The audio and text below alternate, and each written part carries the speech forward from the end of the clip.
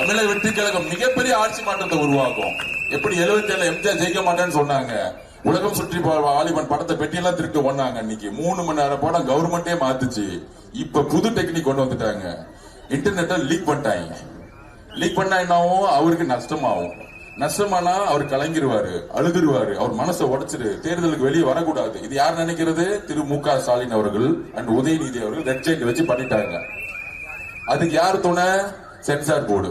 Censor board permission கொடுக்கறதுக்கு எத்தனை மாசம் வெயிட் பண்ணிட்டு இருக்காங்க கேட்டா 3 சீன்ல பிரச்சனையா. 3 சீனை கட் பண்ணிட்டு கொடுங்க ஹைகோர்ட் சொல்லியும் எங்க மக்களுக்கு நாங்க நீதி கேட்கிறோம் சொல்லியும் என்ன பண்றாங்க, ஹைகோர்ட்ல போய் போராடி திருப்பி ஹோல்ட் பண்ணிட்டாங்க. அவரை கலங்க வைக்க முடியுமா, மிரட்ட முடியுமா? இப்படி பண்ணிட்டு இருக்க நேரத்திலேயே இன்னைக்கு கன்னியாகுமரியில போய் குட் கவர்னன்ஸ் அரசாங்கம் எப்படி இருக்கு தெரியுமா சொல்லக்கூடிய வலிமை எங்க தலைவர்கிட்ட இருக்கு. அவர் நீ பணத்தை லீக் பண்ணிக்கோ, என்ன திட்டிக்கோ, கரூர்ல எங்க மக்களை கொன்ன பிறகும் நான் நியாயத்துக்காக சிபிஐ வாசல்ல போய் தைரியமா நின்று பேசுவேன்னு தமிழ்நாட்டுல பிஜேபி என்னதான் அழுத்தம் கொடுத்தாலும் ஜெயலலிதா அம்மாக்கு அப்புறம் எம்ஜிஆருக்கு அப்புறம் நிமிர்ந்து நிற்கக்கூடிய தலைவர் எங்களுடைய ஒரே தலைவர். 24 கட்சி கூட்டணி.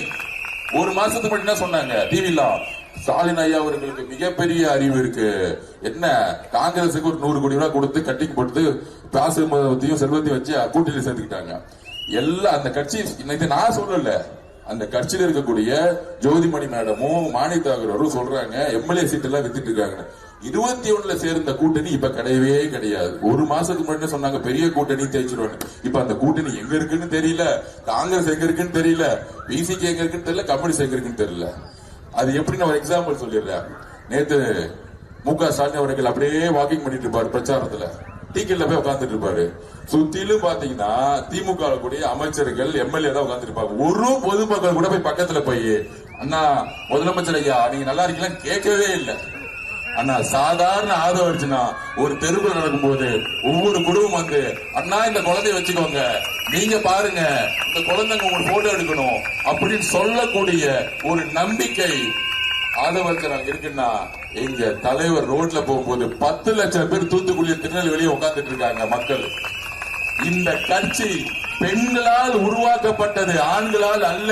திருப்பியும் சொல்றேன், பெண்கள் சக்தி சேர்ந்துச்சுன்னா தூக்கி போட்டுருவாங்க. பெண்கள் கிட்ட காசு கொடுத்தா ஏமாத்த முடியாது. காசு வாங்கிட்டு திருப்பி அங்கேயே குத்துவாங்க மூஞ்சிலேயே. பெண்களை பத்தி தெரியாது. பெண்களுடைய வனமளிமை என்ன தெரியுமா?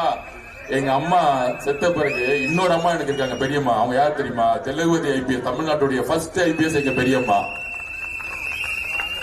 எங்க அம்மா செத்துட்டாங்க, வேற பிரச்சனை இல்ல. அந்த அம்மாவை பார்த்து நான் வளர்ந்தவன். ஒரு குழந்தையை பெற்றுக் கொடுக்கக்கூடிய வலிமை ஒரு பெண்ணுக்கு இருக்குன்னா ஒரு ஆட்சியை தூக்கி எறியக்கூடிய வலிமை பெண்களுக்கு தான் இருக்கு. ஆண்களோட பெண்கள் தான் இருக்கிறாங்க. அதுக்கப்புறம் இளைஞர்கள் 2 சக்தி சேர்ந்துச்சுன்னா இந்த 26 எலெக்ஷன்ல வரக்கூடிய 26 எலெக்ஷன்ல தெரியும் எந்த அளவுக்கு நீங்க ஊழல் பணத்தை கொடுத்தாலும், என்ன போராட்டம் பண்ணாலும், இல்ல எவ்வளவு அவதூறு பேசினாலும், இல்ல பெண்ணை வச்சு அசிங்கமா பேசினாலும் இவங்களுக்கு புரியவே இல்லை. இவங்க அரசியல பாருங்களேன். நீங்க ஏன் இபிஎஸ் ஐயா களத்திலே இல்ல, அம்மாக்கு அப்புறம் அதிமுக இல்லைன்னு சொல்லனா, இபிஎஸ் பழனிசாமி அதிமுக பொதுச் செயலாளருடைய பிரச்சாரம் எப்படி தெரியுமா இருக்கு? அப்படியே உதயநிதி பிரச்சாரத்தை பாருங்க. உதயநிதி சொல்றாரு சசிகலா அம்மா காலில் விழுந்து இவர் வளர்ந்தாரு. நான் திருப்பியும் கேட்கிறேன், சசிகலா அம்மா அந்த கட்சியோட பொதுச் செயலாளர். சசிகலா அம்மா காலில் விழுறது அந்த கட்சியோட உள் விவகாரம். ஆனா உதயநிதியோட என்ன தெரியுமா? நீ காலில் விழுந்தது ஒரு பெண்ணு, உனக்கு சுய கௌரவம் இருக்கா? ஏன் தெரியுமா? பெண்ணை கொச்சையாக எடுக்க நினைக்கக்கூடிய அரசியல் தான் இது திமுக. உனக்கு காலில் விழுந்தா என்ன பிரச்சனை? அதுக்கு இவர் பதில் கொடுக்கிறாரு. நீங்க இன்ஸ்டாகிராம்ல ஒரு பொண்ணுக்கு போய் லைக் போட்டீங்க, நீங்க பால் டயல், அந்த பொண்ணுக்கு நீங்க லவ் லெட்டர் கொடுத்தீங்க. ஒரு முன்னாள் முதலமைச்சர் பேசக்கூடிய அரசியலா இது? அம்மா ஜெயலலிதா இருந்தா சிங்கம் மாதிரி என்ன பேசியிருப்பாங்க இந்த எலெக்ஷன்ல?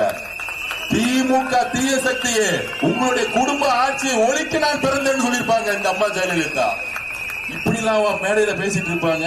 இதுவா அனுபவ அரசியல்? கேட்டா 40 வருஷம் அனுபவ அரசியல் பொய்யா பேசிக்கிட்டு இருக்காங்க. இவங்களுக்கு ஒண்ணுமே தெரியல.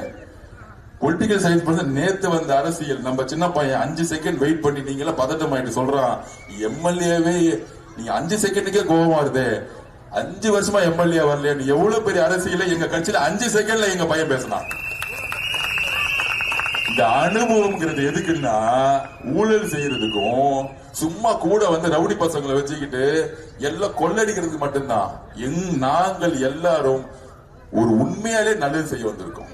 ஒரே ஒரு முறை வாய்ப்பு கொடுங்க, கடைசி வரைக்கும் அந்த வாய்ப்பை உங்களோட நம்பிக்கையை நாங்கள் எப்பயுமே யூஸ் பண்ணிக்கிட்டே இருப்போம். அதை நான் வந்து செயல்படுத்த மாட்டோம்.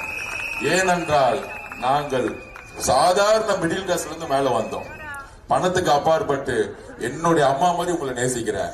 இது ஓட்டு கேட்க நான் இன்னைக்கு வரவே இல்லை. நான் திருப்பி சொல்றேன், உங்க பையனை நிக்க வச்சீங்கன்னா எப்படி ஜெயிக்க வைப்பீங்களோ அதே மாதிரி நீங்க ஜெயிக்க வச்சிருக்க. ஜெயிக்க வைக்கிறது எதுக்குன்னா 10 வருஷமா எந்த மாற்றமும் வரல. இங்க வந்து எம்எல்ஏ ஃபண்ட் எடுத்து நான் சம்பாதிக்கணும் அவசியமே இல்லை. நீங்க பாத்திருப்பீங்க என்னுடைய பேலன்ஸ் ஷீட் நான் எலெக்ஷன் கமிஷன்ல கொடுத்துட்டேன்.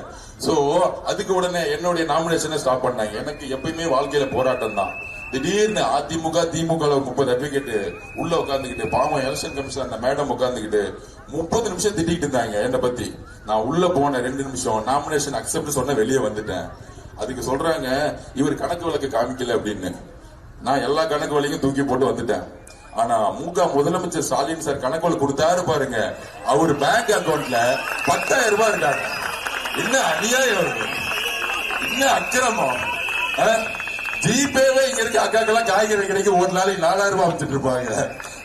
அக்கா சொல்லுங்க, அம்மா சொல்லுங்கம்மா, 10,000 ரூபாய் முதலமைச்சர் முக ஸ்டாலின் பேங்க் அக்கவுண்ட்ல இருக்கா, கையிருப்பு 40,000 ரூபாய் இருக்கா. என்ன பொய், எவ்வளவு பிரச்சனை. அவரு யூஸ் பண்ற காரே 3 கோடி ரூபாய். அவர் வாட்ச் யூஸ் பண்றது 14 லட்சம் ரூபாய் வாட்ச் யூஸ் பண்ணிட்டு இருக்காரு. நானாச்சும் 40,000 ரூபாய் வாட்ச் யூஸ் பண்ணிட்டு இருக்கேன். இதுல போட்டோ எடுத்து வர போஸ்ட் கொடுத்துட்டு இருக்காரு, இந்த வாட்ச பாருங்க இந்த வாட்ச பாருங்கன்னு.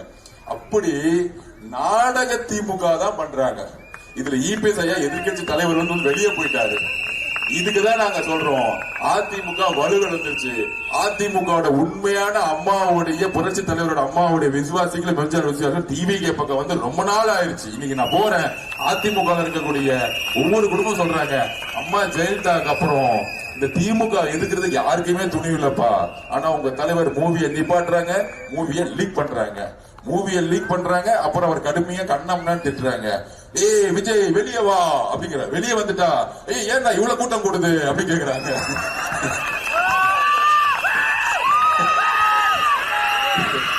கூட்டத்தை பாதுகாக்க தெரியல அப்படிங்கிறாங்க. கூட்டத்தை பாதுகாக்க வேண்டிய பொறுப்பு போலீஸுக்கு இருக்குப்பா.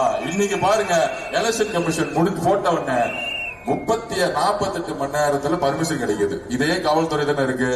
48 மணி நேரத்துல பர்மிஷன் கொடுத்து கன்னியாகுமரி போறாருல, அவர் வெளியே வரும்போது 4 பக்கத்துல ஒரு போலீஸ் ஜீப், பின்னாடி போலீஸ் பைக்கி பண்ணி பாட்டிட்டாங்க. இன்னையில இருந்து போலீஸ் நினைச்சா செய்ய முடியும். ஆனா முக ஸ்டாலின் முதலமைச்சரா இருக்கும் பொழுது பர்மிஷன் கேட்டா 45 நாள் ஆக்குவாங்க, கொடுக்கவே மாட்டாங்க. இந்த சிட்டி கமிஷன் ஒருத்தர் இருந்தாரு, அவர்லாம் எக்காலத்துக்கு இந்த பயணத்தை கிழிச்சு போட்டுருவாரு. இந்த எலெக்ஷன் கமிஷன் வந்த பிறகு சீஃப் செக்ரட்டரி, ஹோம் செக்ரட்டரி எல்லாம் தூக்கி போட்டுட்டாங்க.